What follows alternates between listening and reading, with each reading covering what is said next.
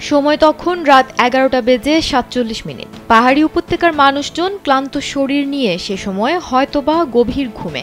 হঠাৎ চারদিক কেঁপে ওঠে, মাটি ফেটে যায়, ঘরবাড়ি ধসে পড়ে। মুহূর্তের মধ্যেই পুরো গ্রাম পরিণত হয় ধ্বংসস্তূপে।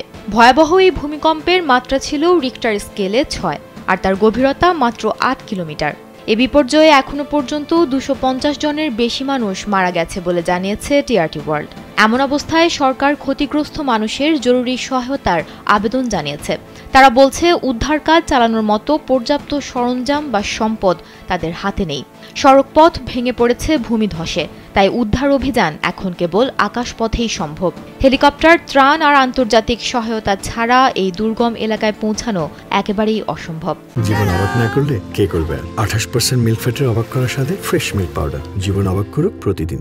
ভয়াবহ এই ভূমিকম্পটি ঘটেছে আফগানিস্তানের কুনার প্রদেশের নুরগাল জেলার মাজার উপত্যকায়। আন্তর্জাতিক সংবাদ মাধ্যম বিবিসি সোমবার জানিয়েছে, এ বিপর্যয়ে প্রাণহানি ও ক্ষয়ক্ষতির চিত্র আরও ভয়াবহ হতে পারে।